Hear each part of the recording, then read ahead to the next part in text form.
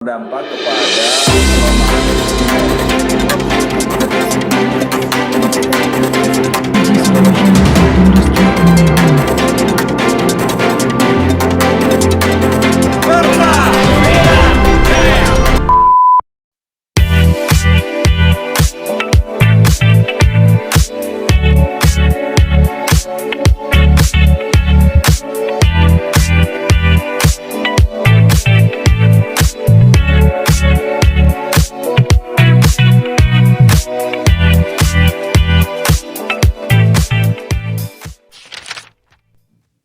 Penjelasan yang pertama adalah mengenai analisis SWOT. Analisis SWOT ini adalah analisis kekuatan, kelemahan, serta peluang dan ancaman pada suatu perusahaan. Yang mana gunanya adalah untuk menilai keadaan suatu perusahaan secara keseluruhan atau komprehensif yang melalui dua sisi, yaitu sisi internal dan sisi eksternal. Pada penilaian internal, suatu perusahaan dinilai dari kekuatan serta kelemahan yang ada padanya. Untuk PT Pertamina sendiri, kekuatan yang ada pada PT Pertamina telah kami rangkum menjadi beberapa poin sebagai berikut. Yang pertama, penjualan produk relatif mudah karena merek Pertamina sangat kuat dan menguasai pangsa pasar. Bagaimana kita ketahui bahwa dapat kita lihat produk Pertamina telah tersebar secara nasional di Indonesia. Yang mana dapat kita lihat pada untuk produk-produk seperti BBM yang banyak tersebar di Indonesia adalah dari perusahaan Pertamina, serta dari gas LPG sendiri itu berasal dari PT Pertamina. Yang kedua, itu salesman perusahaan dapat diandalkan karena telah teruji selama 5 tahun. Kerja para karyawan atau pegawai yang ada pada PT Pertamina adalah orang-orang terpilih yang mana telah mengikuti training untuk menambah ilmu mereka untuk dapat memaksimalkan kinerja pada perusahaan ini. Yang ketiga, kualitas pelayanan kepada pelanggan memuaskan. Yang keempat, kinerja keuangan yang baik. Yang kelima, integrasi vertikal yang baik dengan pemasok sumber bahan baku gas LPG, yang mana pada PT Pertamina ini sendiri untuk memasok atau supply sendiri itu hanya ada sedikit, bahkan hanya ada satu.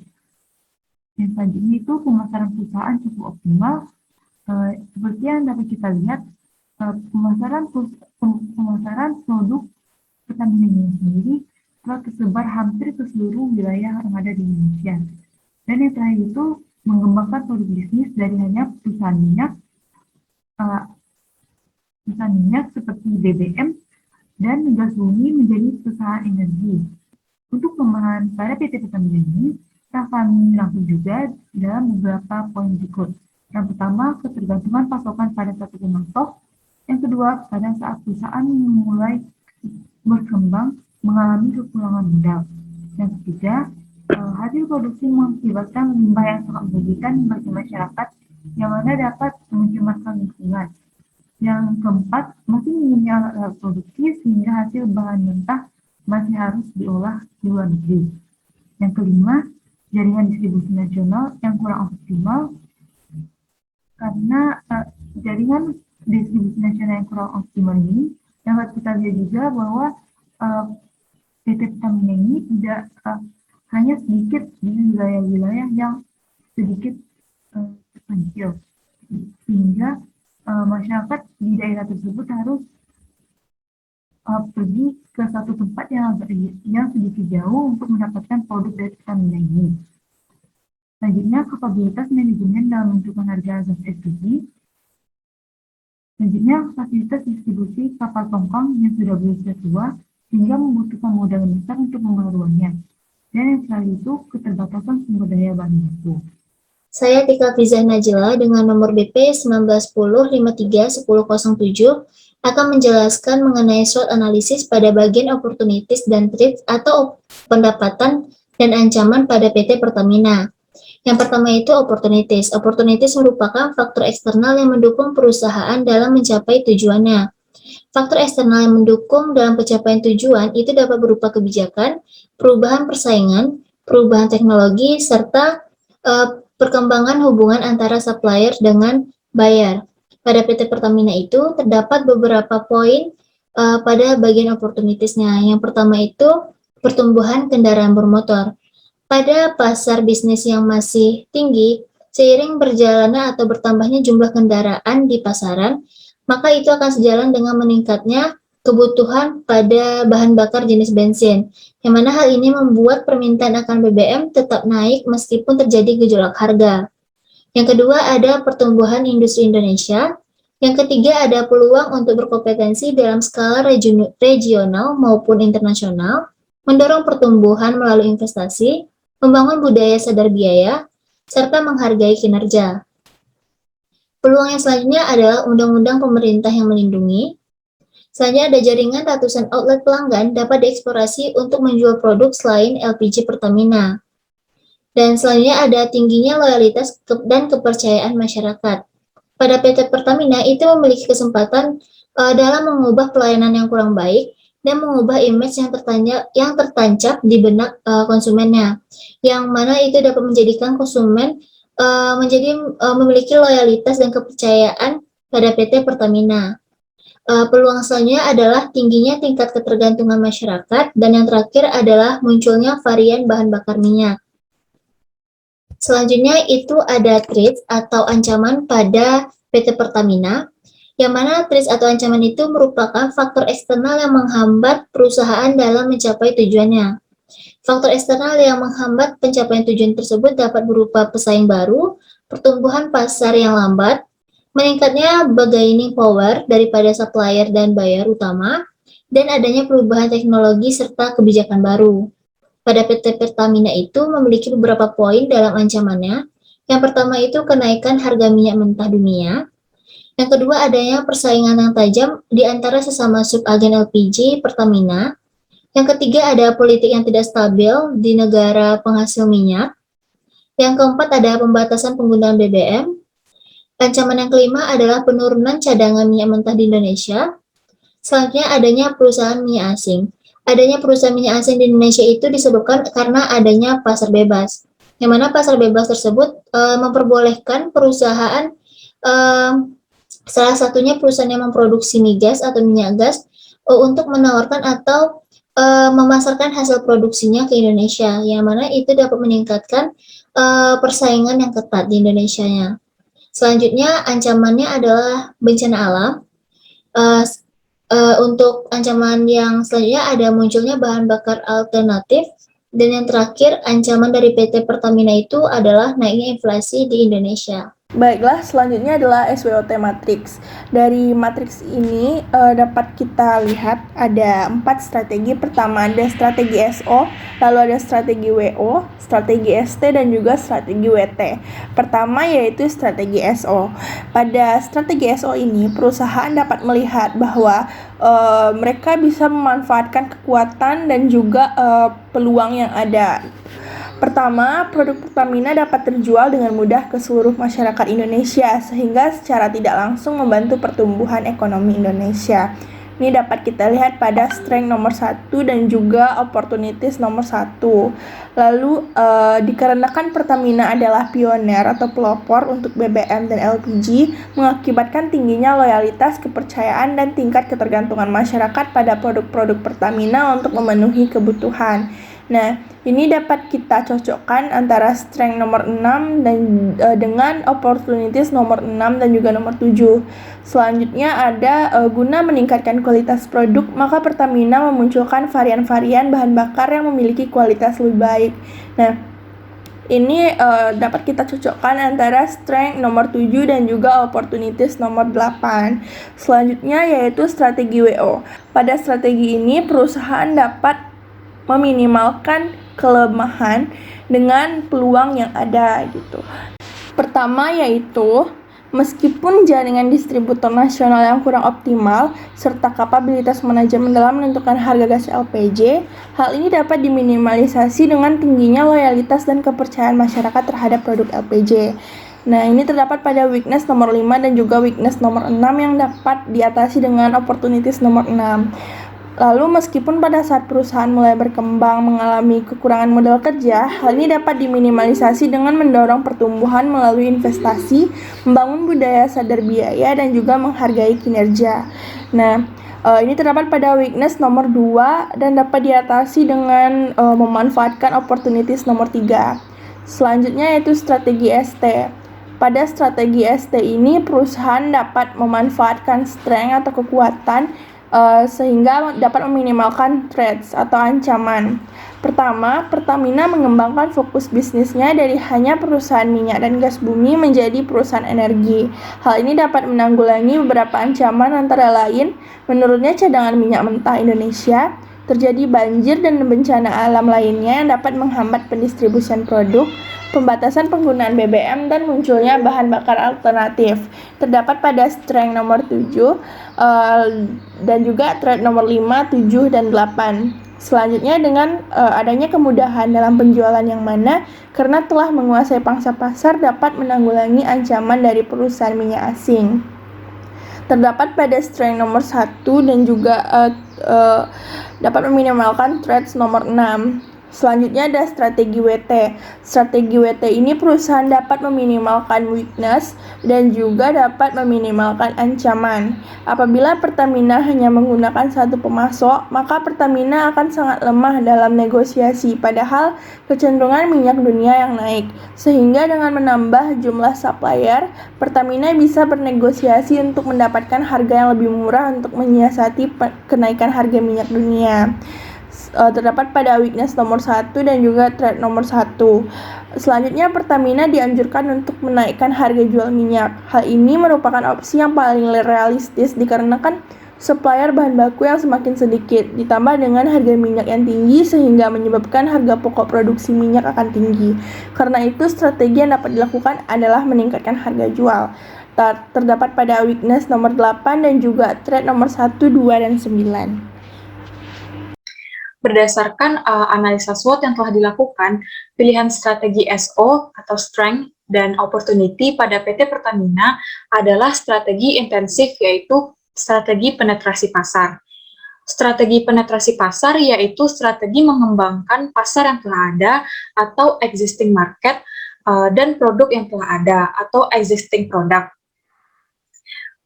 Indikator yang menunjukkan bahwa strategi SO merupakan strategi penetrasi pasar adalah meningkatkan kualitas produk. Maka Pertamina memunculkan varian-varian bahan bakar yang memiliki kualitas lebih baik. Selanjutnya, pilihan strategi WO atau weaknesses dan opportunity. Pada Pertamina adalah strategi integrasi, yaitu integrasi ke depan. Integrasi ke depan merupakan strategi bisnis yang melibatkan bentuk integrasi vertikal hilir, di mana perusahaan memiliki dan mengendalikan aktivitas bisnis yang berada di depan dalam rantai nilai industrinya. Antara lain dapat berupa distribusi langsung atau pasokan produk perusahaan. Indikator yang menunjukkan bahwa strategi WO ini merupakan strategi integrasi ke depan adalah melakukan perluasan jaringan distributor nasional, mendorong pertumbuhan melalui investasi, membangun budaya sadar biaya, dan menghargai kinerja. Selanjutnya, yaitu pilihan strategi ST atau Strength dan Threats pada PT Pertamina. Untuk strategi ST ini merupakan strategi integrasi horizontal, di mana integrasi horizontal ini atau horizontal integration berarti mengkombinasikan beberapa bisnis dalam rantai produksi yang sama di bawah satu koordinasi atau kendali. Indikator yang menunjukkan bahwa strategi ST ini merupakan strategi integrasi horizontal adalah dengan adanya kemudahan dalam penjualan yang mana karena telah menguasai pangsa pasar, maka dapat menanggulangi ancaman dari perusahaan minyak asing. Selanjutnya, yang terakhir itu merupakan pilihan strategi WT atau weaknesses dan threats pada PT Pertamina. Untuk strategi WT ini merupakan termasuk tipe strategi integrasi ke belakang. Backward integration atau integrasi mundur merupakan perluasan aktivitas perusahaan untuk memasukkan produksi input yang sebelumnya dibeli dari luar. Tujuannya adalah untuk lebih mengontrol input dalam proses produksinya. Ini disebut juga dengan istilah integrasi hulu atau upstream integration atau integrasi mundur. Nah, indikator yang menunjukkan bahwa strategi WT ini merupakan strategi integrasi ke belakang adalah Pertamina hanya menggunakan satu pemasok, maka Pertamina akan sangat lemah dalam negosiasi. Padahal kecenderungan harga minyak dunia yang naik, sehingga dengan menambah jumlah supplier, Pertamina bisa bernegosiasi untuk mendapatkan harga yang lebih murah untuk menyiasati kenaikan harga minyak dunia. Baik, pembahasan selanjutnya yaitu mengenai matriks Boston Consulting Group atau yang biasa disebut sebagai matriks BCG. Dalam menerapkan matriks BCG ini di dalam PT Pertamina Persero Tbk, maka dibutuhkanlah data penjualan tahunannya yaitu dari tahun 2016 sampai tahun 2020. Dengan adanya data penjualan ini, maka nanti itu akan menggambarkan bagaimana sih konsumsi masyarakat terhadap produk dari PT Pertamina Persero Tbk ini. Data penjualan ini diambil dari data penjualan dalam negeri serta data penjualan luar negeri. Total penjualan pada tahun 2016 yaitu sebesar 33.494.578 USD. Total penjualan pada tahun 2017 yaitu sebesar 40.354.379 USD. Total penjualan pada tahun 2018 yaitu sebesar 48.379.464 USD. Total penjualan pada tahun 2019 yaitu sebesar 47.412.414 USD. Total penjualan pada tahun 2020 yaitu sebesar 36.870.471 USD. Nah, berikut ini merupakan grafik penjualan tahunan PT Pertamina Persero Tbk dari tahun 2016 sampai tahun 2020. Baik, selanjutnya yaitu apa saja sih data yang dibutuhkan untuk membuat matriks BCG? Ada dua data. Yang pertama tingkat pertumbuhan penjualan, yang kedua posisi pasang pasar relatif. Data yang digunakan untuk tingkat pertumbuhan penjualan PT Pertamina Persero Tbk ini adalah dari tahun 2019 ke tahun 2020, yaitu sebesar min 22,23%. Min 22,23% ini didapatkan dari total penjualan tahun 2020 dikurang total penjualan tahun 2019 dibagi total penjualan tahun 2019 dikali 100%. Hal ini mengalami penurunan diakibatkan dari pandemi COVID-19. Pandemi COVID-19 ini secara keseluruhan membuat kinerja keuangan perusahaan itu mengalami penurunan. Karena menurunnya penjualan produk minyak dan gas, menurunnya harga minyak dan gas, serta pelemahan kurs rupiah terhadap dolar. Seiring dengan PSBB diberlakukannya di Indonesia, hal itu juga mengakibatkan berkurangnya aktivitas masyarakat dan juga industri, sehingga konsumsi BBM dan juga non-BBM mengalami penurunan. Dampak keseluruhannya yaitu menurunnya tingkat kesehatan perusahaan. Pada tahun 2020, tingkat kesehatan perusahaan itu sebesar 75,80, tapi masih masuk dalam kategori sehat. Bila dibandingkan dengan tahun sebelumnya, hal ini mengalami penurunan yang disebabkan oleh profitabilitas yang menurun, yaitu skor aspek keuangan mengalami penurunan dibandingkan dengan tahun sebelumnya.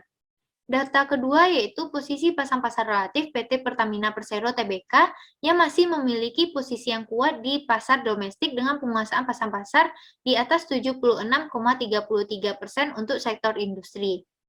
Dalam menjaga kedudukannya, PT Pertamina Persero Tbk ini selalu mengukur dengan metode kepuasan pelanggan melalui survei dengan pendekatan Customer Satisfaction Index dan juga Customer Loyalty Index. Jadi, berdasarkan data-data yang ada tadi, maka dapat disimpulkan posisi PT Pertamina Persero Tbk pada matriks BCG sebagai berikut, yaitu pada kuadran Kesko, yang mengartikan bahwa PT Pertamina Persero Tbk ini menghadapi peluang pasar yang besar, tapi karena akibat COVID-19, tingkat pertumbuhan penjualannya mengalami penurunan. Bye.